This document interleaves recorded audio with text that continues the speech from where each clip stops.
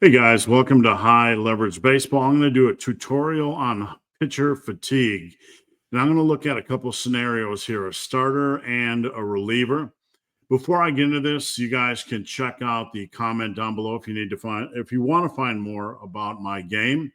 It is called High Leverage Baseball, and my company is Tabletop Legends. So I'm going to explain how pitcher fatigue works in the game. We're going to look at Gavin Stone. And the first thing I want you to look at as far as Gavin Stone is you have an I column, a balls in play column. And then in the lower right-hand corner, you have a fatigue, and you have a hold, and you have a wild pitch, balk, and double play. We're going to look at the fatigue, which is 18. You can see here for the Dodgers starters, this is a 2024 season. We have 18, 18, 15 for Yamamoto. So we're going to look at Gavin Stone, which is an 18. So let me go ahead and pull up a blank Word document. Hold on one second. I have it right here. All right, so we're going to explain on here how pitcher fatigue works. Let me just get this set up nicely. And all right, so for pitcher fatigue, we'll just expand that out and make the font a little bit bigger.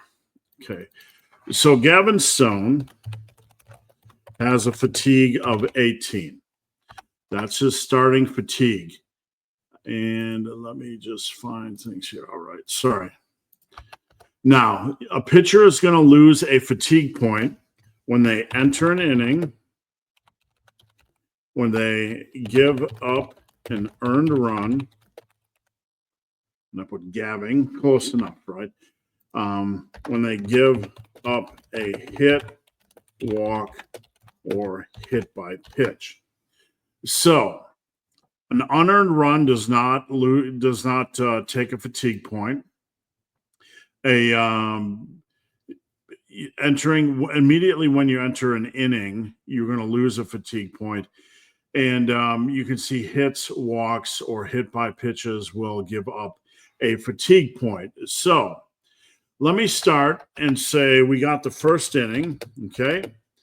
Gavin is an 18. He enters, and it drops to a 17.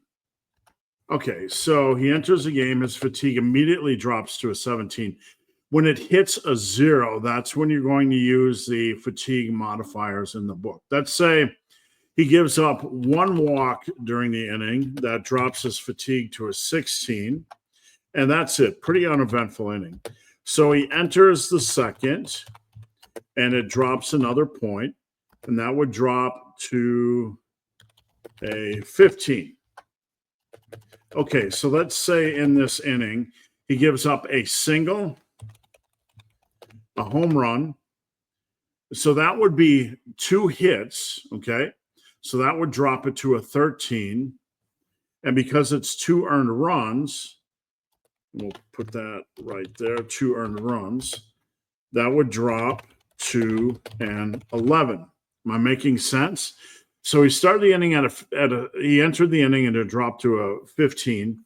He gave up a single and a home run, which is 2 earned runs. So that is 4 fatigue points he loses. It drops to an 11. And in the third inning, he enters and it drops to a 10. In this inning, 1, 2, 3, nothing goes on. Fourth inning, enters, and that drops to a 9. And in the fourth inning, let me roll this up a little bit, get that out of there. In the fourth inning, he gives up a walk and a single, but no runs. So those are 2 fatigue points that he loses, drops to a 7. So after the fourth, he has 7 fatigue points left. Fifth, he comes in, enters, and drops to an 8. And let's see, not the best inning. Oops, I hit caps lock. Walks, gives up a single, gives up a single, and gives up a double, and then gets out of the inning. He has bases loaded, gives up a double. He gives up 2 earned runs. Not the best inning. So what does that do? He started, the fatigue point dropped to an 8 starting the inning. The walk dropped it to a 7. The 2 singles dropped it to a 5. The double dropped it to a 4. The 2 earned runs drops it to a 2.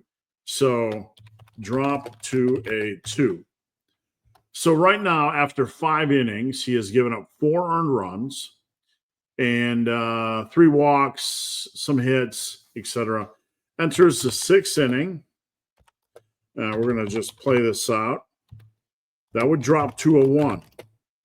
So immediately when he enters the 6th, and let's just say he hits the first batter, that would drop it to a 0. This is a point where you generally pull the pitcher or you're going to get the fatigue penalty in the game. That's listed in the rule book. So you can see here 18 is pretty substantial.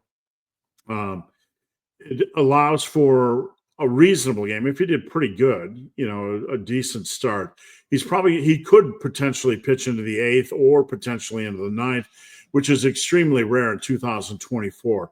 But the good thing about this system is that it accounts for how they did that year. So Gavin would drop to a 0. At that point, you could either leave him in and take penalties, or you could pull him. Now, for every batter that he faces afterwards, he incurs a 5% penalty, and that's all explained in the rule book. There's also an optional penalty I'm going to be adding for those that want more aggressive issues with fatigue, where he would drop it 10% for each batter. But that's how it would work for a reliever or for a starter, okay? Let's just say we have a random reliever. Let's say you have let's put a closer, okay? You got a random closer, and he has 5 fatigue points. That's what his card says. And let's say he comes in the 9th. It's a 4-2 game. We'll just put that down for notes, okay? He enters, and it drops to a 4. So let's pretend this is Devin Williams, just Yankee humor, right? And he gives up a single and an HR. We'll take away the sing. So that is 2 earned runs. He entered and it dropped to a 4. The single would be a 3. The home run would be a 2. The 2 earned runs would be a 0. So it dropped to a 0. You can see for a reliever, there's not a lot of forgiveness, especially for a closer. Gets in any kind of trouble, gives up any runs, and it's pretty much time to pull him. Let's say he gives up a single and a hit by pitch, and he hasn't given up any runs yet. That drops to a 2, and then he finishes the inning. So he ends up with a 2 fatigue, closes out the game, and he did a decent job. So that is how fatigue works. Let me get my big old watermelon head down here. You can see the starters, 18, 18, 15, 18, 18, 15. It's a little bit small on the screen. And then we look at some of the relievers: Ryan Yarbrough, 8, Vezia, 4, Hudson, 4, Bobby Miller, who had 13 starts, as a 20. Don't be fooled, because when you have somebody like this that is a 20, you would think, hey, he's going to stay in longer. But he had a lot more hits than innings pitched, and a lot of walks. So he's going to lose a lot of points to hits and innings unless he has a brilliant game.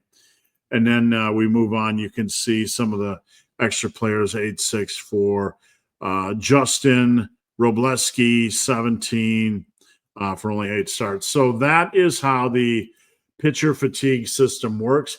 If you guys have any questions, just let me know. Drop them in the comments. Or if you're watching this on Facebook, leave a comment. Thank you guys for watching. Have a great day.